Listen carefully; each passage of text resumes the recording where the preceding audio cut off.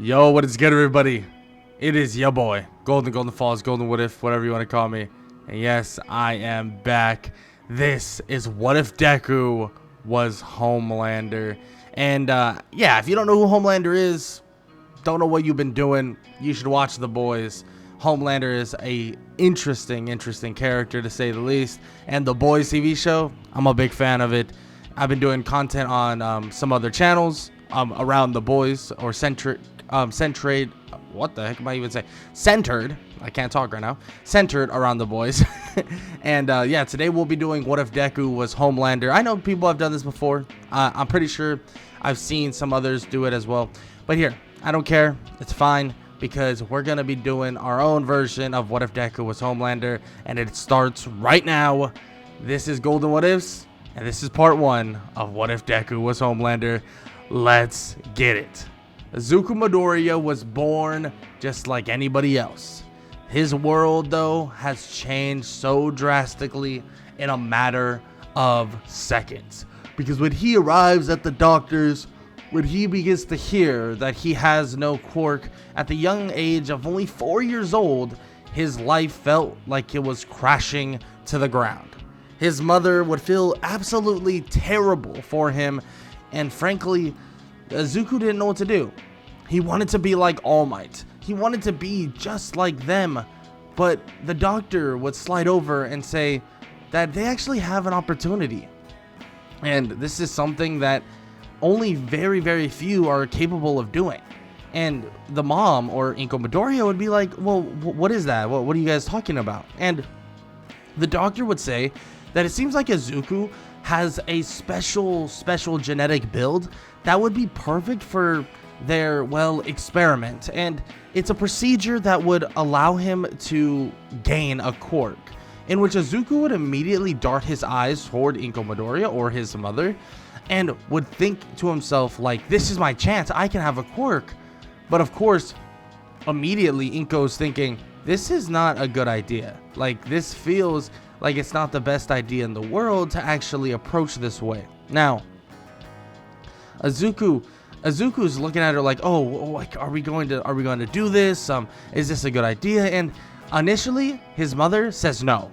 No. That this is not a good idea, and that she doesn't know if she even trusts this so-called doctor, at least not right now. She doesn't say this in front of Izuku, or doesn't even say it in front of the doctor to this point, but she declines, or at least declines momentarily, and then they leave. Izuku is absolutely angered by this. I mean, he is very frustrated. I mean, he's saying that this was his chance, and that why doesn't she let him try, and, you know, all this stuff. But Inko says that her job is to be his protector, that she is his mother, and she's going to make the best choices she possibly can. And that's exactly what she feels that she's doing.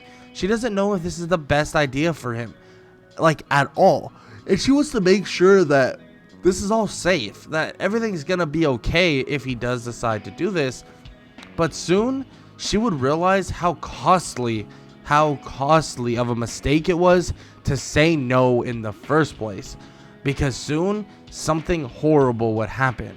A couple nights later, in just the matter of a week, they would hear things going on inside the house. Crackling, moving, and other stuff like that. And eventually, you could hear a loud scream. That loud scream would awaken Izuku, and he would come bolting to his door, opening it up, and then he immediately would get grabbed by somebody. Now, he would not know what's going on. He has no idea, and a car would drive extremely fast, and eventually it would stop. They would exit the car and head to a bit of a facility, and Izuku would be placed basically inside a certain area, and he would stop and he would look around. He would ask, what's going on? I mean, seriously, what's happening? In which they say that, well, someone intruded on their home, and actually they saved him, but unfortunately they couldn't save his mother, in which they're obviously lying. But Izuku, being a young kid, he has no idea, like, at all. He hears all this stuff about, oh, his mother's passing and his mother's gone, and then obviously he says that only if he was stronger, only if he could have protected her. Maybe something could have happened. Maybe he could have done something. But of course, the scientists use this to their own backing, saying that he can be stronger. He can be given a quirk. Just trust them, and they'll be able to give him what he wants. In which Izuku, not having much of a choice, agrees, taking on whatever they're saying, and they begin to inject him with different, what seems to be like serums, and Izuku hears something about it being called something specific, but he's not 100% sure what they're talking about. It's called something V. They're not sure, or he's not sure, but it's called something V, and he's not 100% sure what they're even talking about. But they continue to give him doses of this so-called drug, and they continue to give it to him slowly but surely, and begin to test what he's capable of doing. In the beginning, it all started with him just trying to break what is known as a cinder block, or something that is kind of fragile enough for him to shatter with a bit of super strength. And he continues to rack up different items that he can destroy, and different things that he can actually just straight up crush. And he continues to do this over and over again, and they continue to inject him with what he figures out later to be known as Compound V. It seems to be giving him super strength, but also just powers in general. But as they continue to give him these doses of Compound V, very experimental doses of Compound V, they continue to ramp up the tests. Eventually, they bring in different things to actually hit Izuku with, slamming him with a bat, with a ply of wood, with anything you can think of. Maybe even throw rocks at him, and eventually shoot metal BBs to even regular bullets. Izuku would be getting practically tortured to this point. I mean, yes, he is for the most part like durable as heck now because of the Compound V, but at the same time, it's not fully taking a fort, it's not fully in development within his body. The Compound V is slowly but surely making its way through his bloodstream, and also slowly but surely making his body stronger, tougher, faster, everything you could think of. And he even gains laser vision. Yeah, laser vision. But right now, Izuku continuously is being experimented on.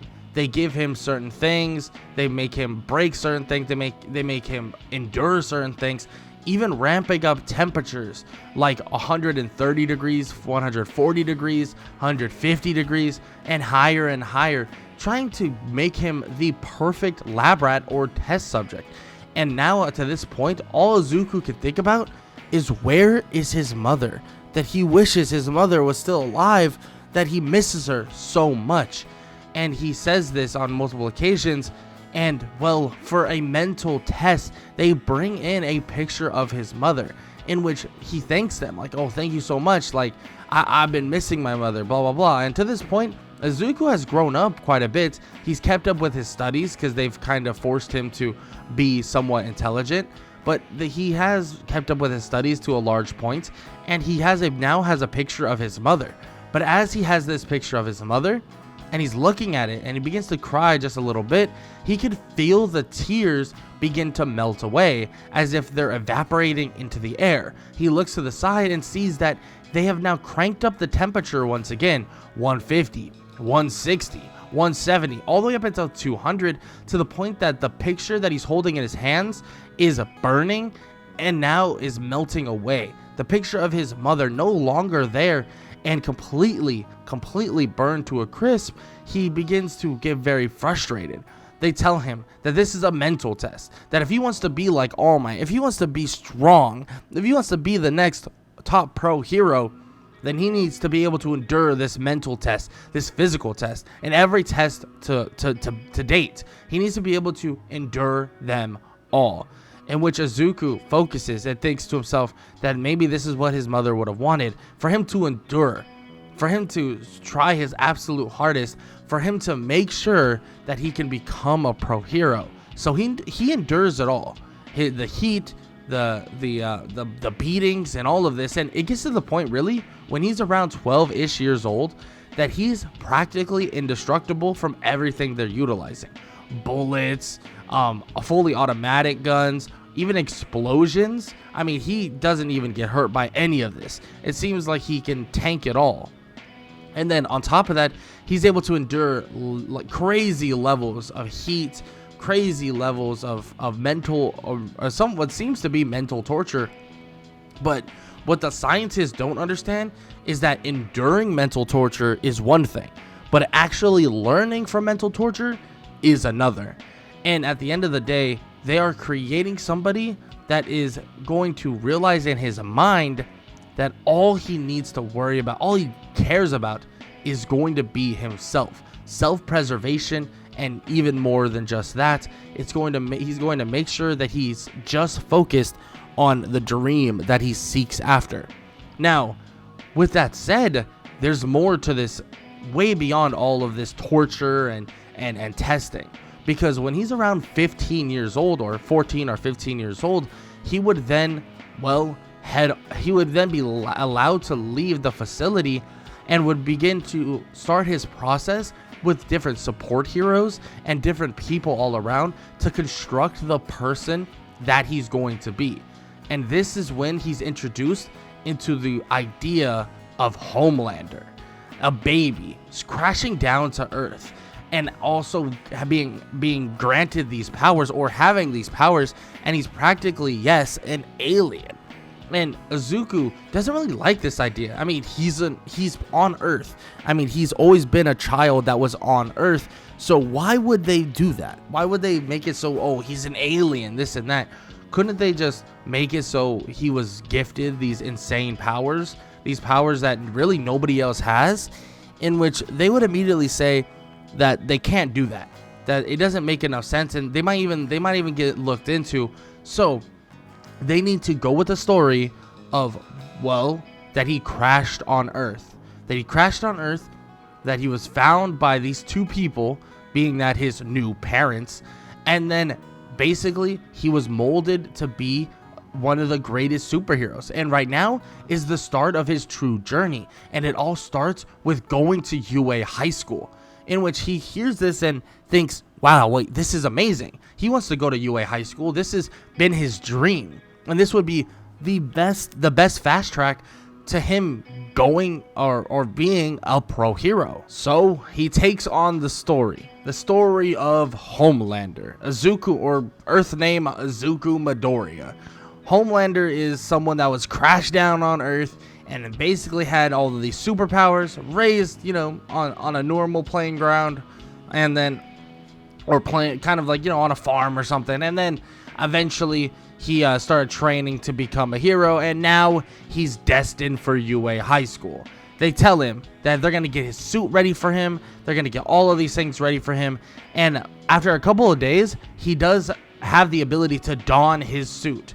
The red, the blue, all the colors. And now it's like kind of crazy. He's looking at it and he thinks to himself, I mean, why does this look like something from the United States? I mean, seriously.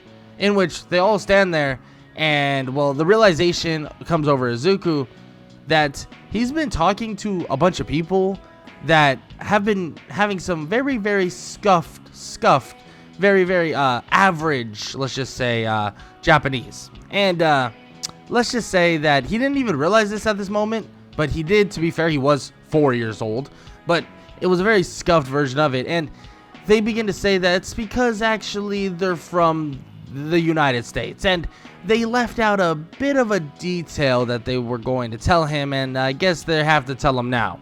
And it's that not only have they come from the United States, but he has to don the suit of the United States because he was also, well, landed there and then traveled here. In which this would confuse Izuku. Like, what are they even talking about? Like, this makes no sense at all.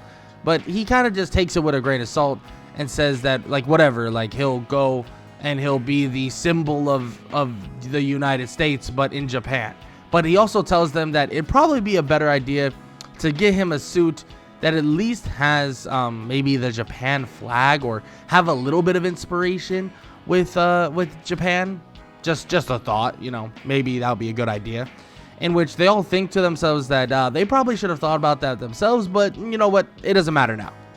So Izuku would then head off and be ready for his first day at the UA entrance exam.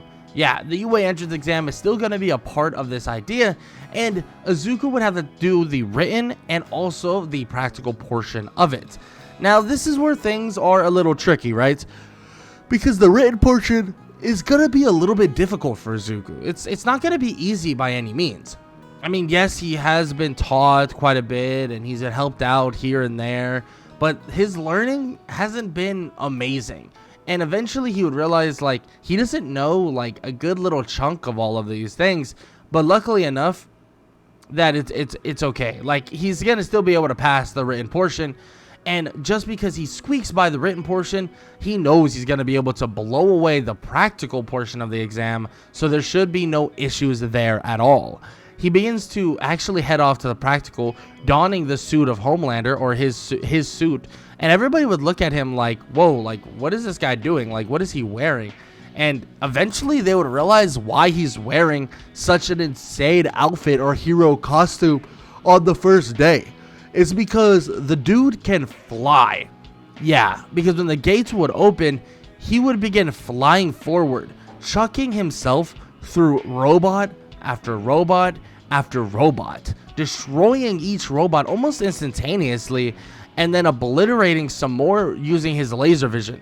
Even when the 0-point robot comes out, he would laser it as well, killing it or destroying it almost instantly. Now, this is where Izuku's, like, you know, attitude and different raising and all that would come into play, because people would be in awe about him. Would be like, oh my god, he's so cool, like this and that. And some people would even try to talk to him after the fact and after he absolutely destroys the practical exam. And Izuku would just ignore him, thinking that he's just so much better than them. And he would kind of give him a little bit of a, like, don't talk to me, like, there's nothing to, like, kind of be known here, right? But he does try to say it in the best way possible, like, oh, like, I have to go right now, blah, blah, blah, right? He doesn't want to talk to anybody, but he also was taught that he does need to get on the good side of the masses, right? The heroes that are around him, I mean, whatever, right? He really just needs to be somewhat cordial. And as long as he's somewhat cordial, it doesn't necessarily even matter. Like, he's just somewhat cordial with them, and he just, you know, talks decently nice to them, and everything's good. I mean, it's really that simple. Now, with other people, with other people, like interviews and stuff like that, he's going to make sure that he utilizes everything that his PR team has taught him. But for now, it doesn't really matter. It's not really that big of a deal at the moment. And he would just be awaiting the very next, whatchamacallit, the very next time he would be able to enter UA. And that would be very, very soon. Because Izuku would eventually get the letter from UA High School telling him that he actually passed the entrance exam. And this wasn't surprising at all. I mean, Izuku really thought he was going to pass the entrance exam. I mean, there was no kind of like contemplation. There was no like, oh, I'm not so sure if I'm going to be able to do this or whatever. No. Like, he was pretty much like on spot, on the, like, he knew he was going to be able to do this and obviously be able to pass this exam with flying colors, right? He knew he would be able to. So it's not really surprising, at least not to him, that he was able to have this success. Now, with that said, Izuku would kind of just be waiting, and then once he gets this letter and he gets into UA, he would be told that he actually is one of the higher scores. He did have the highest practical exam score, but since his score for the written exam was a little bit lower, but hands down, he's still ranked so much higher than some of the other people. He's just ranked a little bit lower than what he should have been, and a little bit lower than some of the people that got a high practical score, but also a pretty damn high written exam score. So that's kind of just what happens. And Izuku would be basically told by his scientists people that he's basically just going to go into UA, do his job, you know, when the opportunity arises, make sure to basically take the front stage, you know, take the center stage and get the publicity that they need, right? This is someone that fell out of the sky, you know, someone that is here to protect them, someone to take the mantle of All Might. That's who he's supposed to be. So every chance he gets, he needs to be able to show everybody that his capabilities, his strength, and so much more, that he's gonna be the guy to do everything, and that he's gonna be the guy to replace All Might when things begin to change. Now, with that said, I mean, they are not telling him. They decide not to tell him quite a few things that I'm sure they're going to be benefiting from, starting with Compound V, the idea of basically utilizing this drug to make stronger beings. And of course, they're not going to tell him like, oh yeah, by the way, Homelander is actually on Compound V, and that's the reason why he's so strong. No, but they are going to deal in governmental affairs and stuff like that. And they're going to use Homelander or Izuku Midoriya as their front runner. And they're basically going to say, hey, like, look how successful this one was, blah, blah, blah, this and that, and so on. Now, with that said, Izuku would head off to his first day of UA High School. And the first day, well, it'd be a pretty basic one. And it wouldn't get too crazy until really, of course, Aizawa would begin saying all of these things about, oh yeah, by the way, we're going to be doing a quirk assessment, everyone get outside, blah, blah, blah, and so on, right? That's just the Aizawa way. So outside of that is nothing crazy for this assessment, or nothing crazy for the first day. And Izuku, he would pass every single part of this quirk assessment with flying colors. And everybody would begin asking him, like, are you really an alien? Did you really fall from the sky? And which Izuku would say, yeah, like, that's what happened. You know, his birth parents found him one night, just, you know, in a like, you know, in this weird spaceship of some sorts. And yeah, so they saved him, you know, raised him and stuff like that. And yeah, he has these powers and so on. In which they ask him, does he understand, you know, where they truly come from? Like, where's his powers come from, really? And he says, like, no, you know, not really, but really they should just focus on doing what they're doing right now, and that's it. In which Aizawa would agree and tells him that it seems like he's going to like the kid, because he's very all business, at least at what it seems like. And Izuku nods, thinking to himself, like, this is probably a good person to have like him, or, you know, actually a good person that should basically like him, or should basically respect him and think that he's actually a good person, or actually beneficial to have around, right? Now, with that said, he passes everything with flying colors, like everything. He's able to easily throw the ball like into the stratosphere, basically, and then he's easily able to win a race, grip strength test. Like, I mean, Izuku has super strength. He has flight, laser vision. I mean, he has everything you could possibly think of. And, well, let's just say the one thing he does lack is combat experience, but a lot of that will come from UA, specifically martial arts. That's something that he doesn't really have, or that's something that he lacks massively, but he does have the ability just to rely on his flat out raw strength and his ability to just straight up just one punch anybody and absolutely obliterate anybody who he sees fit. But yeah, with that said though, quirk assessment test, easy peasy. He would easily be able to win or defeat the quirk assessment test, actually getting number 1 in the quirk assessment test, in which this wouldn't surprise Aizawa. I mean, the kid got the highest score in the practical exam. He just didn't get very high scores in the written exam, and that's something that he's going to have to learn from, and a hurdle he's going to have to deal with in the near future. And this whole testing situation would continue going on, and it would lead us into him actually training with the number 1 hero, All Might. But it's not really training with him. It's kind of training under the supervision of him, because they would have something known as heroes versus villains training, in which it would be him and Ochako Uraka versus Katsuki Bakugo and Tenya Ida, in which Bakugo would see this and would begin to say that Izuku looks familiar. I mean, seriously. I mean, he looks like he's someone that he knew from the past and someone that he knew before. But he used to be such a Deku. In which Izuku says that Well, he's been an alien this entire time, and that he's been kind of powerful this entire time, but unfortunately it hasn't come about until recently. And then he had to basically go away. And then and he couldn't stick around people like Bakugo and them and so on. In which Bakugo would say, like, do you think you're better than us? Like, you think you're better than me? Like, you're not better than me, and so on and so forth. In which Izuku would say that he left because he needed to hone his powers, to understand them, get them better.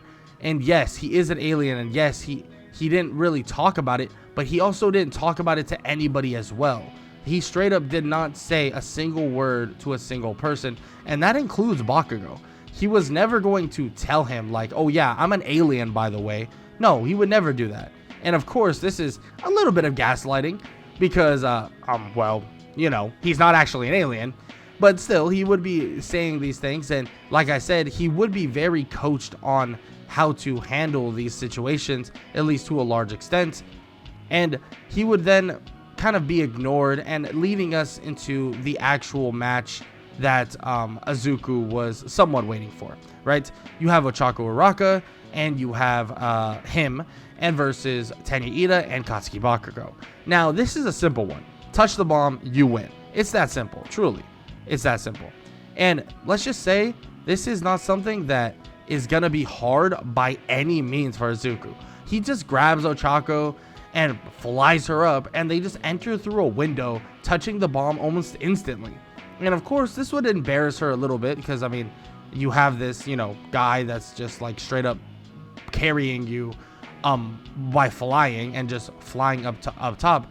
But of course, this would be kind of, you know, oblivious to Izuku for the most part. He wouldn't really pay much attention to it. All he's thinking about right now is finishing all of these, you know, these scenarios, you could say, this training and all of these things that he has to deal with overall. That's all he's really thinking about right now, and that's exactly what he's doing. He's making sure to get the job done. That's the main thing, getting the job done. Now, he does watch everyone else do their whole heroes versus villains training, but he can tell that none of these people that are here have extremely strong quirks. Like, it's obvious that Izuku, he's the most powerful. He can tell it, and he might even be the most powerful among everybody. Like, he might be stronger than literally everybody, like, in UA already, if not in the hero sphere already. But that's a whole nother question in itself, right? He doesn't actually know how strong he is. I mean, he could be, right? He could be stronger. He could be better. I mean, he thinks he is, but that's kind of beyond the point, right? But yeah, he could definitely be stronger and faster and better than everyone there at this moment already. But imagine how much better he'll be when he starts getting proper training. Like, this hero training, yeah, it's whatever, right? Nothing crazy. But once he starts training to actually learn, like, you know, maybe like martial arts, better hand-to-hand combat, maybe utilization of his quote-unquote quirk better, or his powers better, he might even be able to just gain even more power, even more strength, even more capabilities in the long run. But let's just say this, he has more and more potential as they go along, and as they learn more and more from other heroes, that potential will continue to grow. But will he truly be able to, like, bite down on the ego and learn from these other heroes? Well, that's a conversation for another time. But the very next day, if not a couple days after, they have a new training regimen to actually adhere to, and that is rescue training. And this is with 13 or Pro Hero 13. Now, with that said, they have to head over to the USJ for their own rescue training. But this rescue training is going to go off the rails quicker than you could possibly imagine, because the rescue training that's supposed to be implemented is going to be drastically changed when actual villains show up. Now, this is a question for Izuku. Is this right here a plan, or, you know, an idea from the scientists or from the people, the PR people that he's been dealing with? Or is this an actual attack by the villains? Nonetheless, he's right here to show off and show what he's capable of. And on top of that, he's ready to show everyone why he has the potential and is going to be the next All Might, if not better than All Might himself. Now, with that said, the USJ is upon us, but that's going to have to be for the next episode or the next part of What If Deku Was Homelander. If you enjoyed, show some love. Leave a like, leave a sub, leave a comment down below, all that good stuff. And as I said, if you enjoyed, please show some love to the video. And yeah, that's all I really got to say. I hope y'all enjoyed, and I hope all y'all have an amazing day. Later.